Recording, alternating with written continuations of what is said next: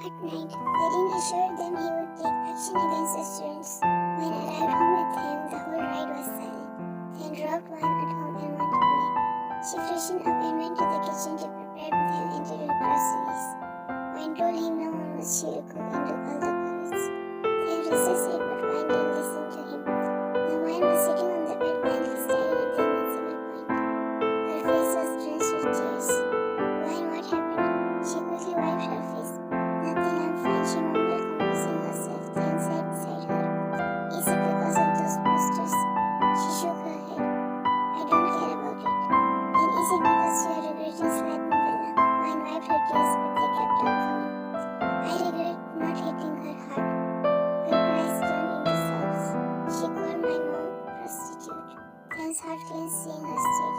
He knew she was holding back her tears. He pulled her closer. Wan cried hysterically on his chest. Dan's heart missed a beat, feeling her so close. He subconsciously held her tightly, offering comfort and reassurance. Dan didn't speak a word. He wanted her to let it out. After crying her heart out, Wan sniffled, still holding on to him. This is the last time you'll shed tears, Wan. I'm here for you, always.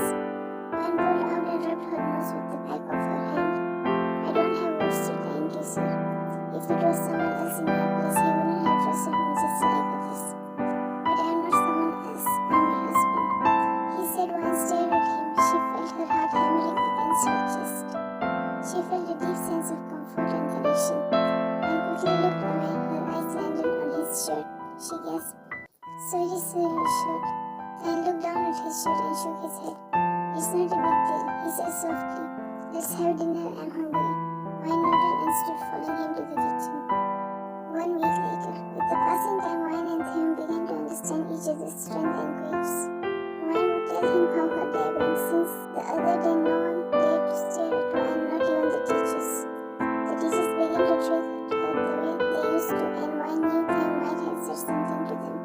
Wan's exams were to begin after a week. Now Wan was sitting in class, lost in deep thought. She heard a few girls say Professor Kim will divorce Wan and marry someone else because he was trapped. Wan didn't know why, but it hurt her. She had nowhere to go. Theon was the only close person to her in this world. Why didn't I think of it? Why did I get so close to him? The janitor's voice snapped her out of her thoughts.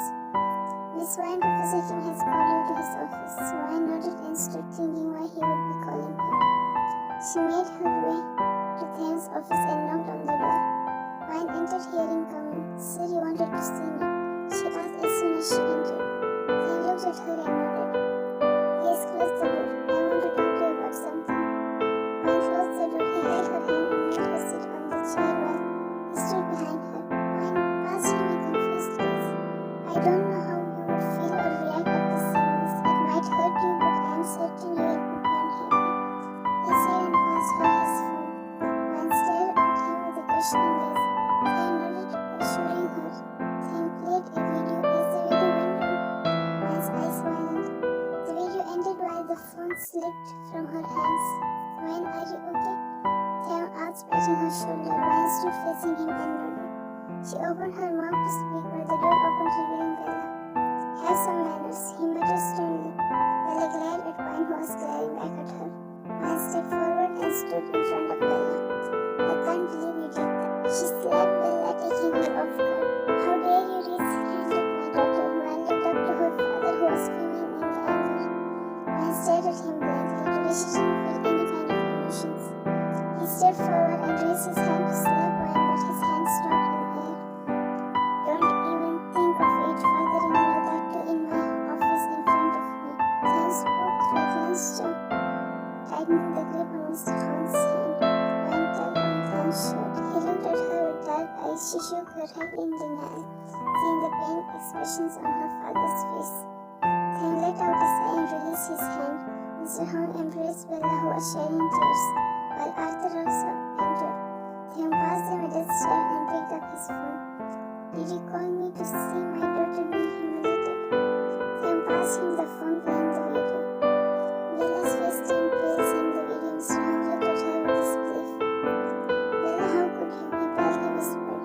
That was all planned by your lovely daughter. As you can see in the video, Molly's eyed by and Wan's dream. Those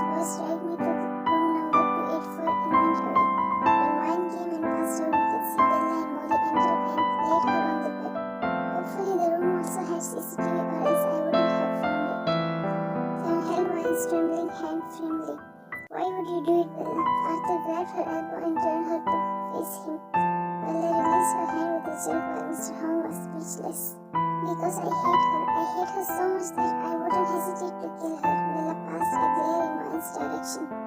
What did Wayne do? She has spent an entire life in deprivation. She did not see her mother's love nor father's love, but you had luxurious life and parents' love, yet you hate her so much. I can't believe it. Mr. Holmes spoke with disbelief. You're ridiculous, Bella. He muttered through gritted teeth. She gets higher grades than me. She's everyone's favorite, and the main point is she's trying to seduce and snatch Arthur from me. Bella was being like a maniac, not a rubbish against my wife. He snapped at her and stepped forward to try held his hand with both hands. Bella turned towards Arthur. I can see you're so fond of wine. I wanted to throw her out of our way. She rested her hand on Arthur's cheek. He quickly yanked it and stepped backward. Do you even know what you're saying? I treat her like a sister. He grabbed his hair frustratedly and slid out his ring. We are over. I will post this video on the website of our university. He said and walked out while Bella fell on her knees with her wrist shaking her head. Please, Mr. Holmes, take her away. The university has expelled her. Tim pointed at Bella who was crying. Mr. Holmes looked at Wayne with an apologetic expression. Wayne turned her back and faced him. He patted her head. Mr. Holmes dragged out Bella. Now Theo and Wayne were quietly standing. Are you okay? He asked up in her face. I'm fine, she said, holding his hand with a smile. Your smile is beautiful. You should smile often. He rubbed his nose against her. I'm really happy today. She rested her chin on his shoulder, the smile not leaving her lips. Then rubbed his thumb over her jawline. Focus on your exams. After the exams, we'll go to my parents' house to recite something. Wayne was drowned in his eyes, but his words snapped her to reality. She quickly pulled away. Is there something? Is this our end? She thought and turned to leave while Theo looked at her confusingly. I don't want to push, he mumbled in a low tone. I'm not asking you. It's my brother's wedding. We must go. Wayne just nodded and walked out. Time flew by. Wayne had distanced himself from Theo. Theo noticed the change in her behavior, but he ignored it, thinking it might be because of exams. Wayne's exams finished yesterday, so today they left for Theo's parents' house. After a silent ride, they arrived at his parents' house. Sir, do your parents know about this marriage? She asked hesitantly. You have informed them. He spoke without glancing at her. And stop calling me sir. I am no longer your professor. Do your parents have short temper? Are they easily angered? Mom is kind and understanding while dad is a little short tempered. And he's mad at me since he has heard about my marriage. Really? Didn't you tell me earlier? She asked worriedly. Only if you had not ignored me and been distant. This was the first time he looked at her. Wayne noticed his tone was complaining. She looked away from him, then let out a sigh. Let's go, they're waiting. He hopped out while Wayne also followed him. Theo entered as the door was opened. A handsome guy came forward with a smile. Welcome home, dear brother and sister-in-law. He hugged Theo and patted his back. Ladies family in the ankle, all the best, little brother. He whispered into Theo's ear. You have told him some nonsense, isn't it? He asked, glaring at Raven while Raven grinned. Brother, I said not to come late. It's just a week left from my wedding. Raven stood in front of Wayne with a smile and stretched out his hand. I'm Dr. Raven, your brother-in-law. Wayne shook hands with a smile while Theo was throwing daggers at Raven who placed a kiss on Wayne's knuckles. Then swiftly released Wayne's hand from his grip. Stop with your flirt. I never kissed her. How could you touch her? He whispered the last part inaudibly, holding her hand firmly. Raven shrugged his shoulders. Theo was about to step forward when he stopped, hearing his own voice. Stop right there. Don't even try to step forward. Wayne tightened her grip around Theo's hand and hid behind him. Dad, he whispered. Why are you hiding behind him? Come here. His tone was still stern. Wayne gulped and looked at Theo. He assured her with a nod.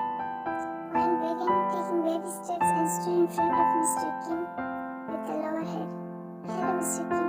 She mumbled and rolled in front of him. Mr. Kim held her shoulders and stopped her. Why would you go at me and call me Dad, not Mr. Kim? Daughters don't go their places here. Mr. Kim said softly with a warm smile and opened his arms. Tears welled up in Wayne's eyes. Without wasting a second, she hugged him, longing for father's warmth.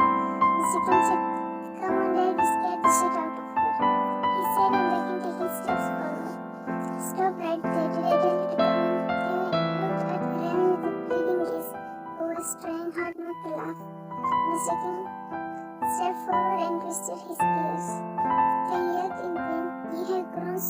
but you didn't even inform us about your marriage. I want to spank you with my shoes, but because your wife is here, I will not do it in front of her. Wine was looking at them with horrified expressions when a loud voice grabbed her attention. Oh my God, is this Wine? A beautiful young girl exclaimed, excitedly coming towards Wine, followed by a lady whom Wine assumed to be Mrs. Kim. The girl embraced her in a bone-crushing hug, taking her off guard. Dad, leave me this, Lori. You break my innocent wife's bones. Then he's staring at Lori. Lori, let her breathe. I'm Lori, thanks, sister. She pulled away and said with a smile. Wine smiled back at her while Mrs. Kim embraced her in a warm hug. How are you, beautiful girl? She pulled out and pat her cheek. Wine felt as if this was her real family, for which she had longed for years. I'm good. Mom, help me. Thanks is struggling to release his ear. Mrs. Kim gestured Mr. Kim to release him. Mr. Kim released him and slapped the back of his neck. Thank groaned, Lori, take Wine to her room. She must be tired. We'll meet at lunch. Lori nodded and held Wine's hand. Sam followed them, but Raymond stopped him. Then we have to discuss something. He drank with him. Few hours later, after taking a nap, Wine freshened up. Mrs. Kim came and called her for lunch in the dining room. After searching for a few minutes, Wine found the dining room. She was about to enter but stopped hearing Raymond's voice. Sam, Kate is on cloud nine after hearing about your arrival. That poor fiancé of yours have been waiting for the wedding for so long. Wine's heart was crushed with his words. Is Sam marrying someone else? Then why did he bring me here? Does that mean he will divorce me? Wine rubbed her chest, gasping for air. In seconds, she was drenched in cold sweat. She held the wall for support when she heard Mrs. Kim's voice. Oh my God, Wine, what happened? Are you okay? She swiftly held Wine by shoulders. Lori, bring water, she yelled. All of them came up running. What happened? Sam held her hysterically while Mrs. Kim gave her water. Wine gulped it in one go. Let's go to the hospital. No, I'm fine. Sam wiped her forehead and tucked the handstands behind her ear. Relax, Sam. Doctor is here. Why would you take her to the hospital? Raymond rolled his eyes. Wine shook her head in denial. Trust me, I'm fine. I just felt a little dizzy. She spoke with a warm smile. Let Raymond take you for once. Lori said worriedly. There's no need for it. She looked at Mrs. Kim. I'm sorry for bothering you all. No, sweetie, it's fine, she assured her with a smile.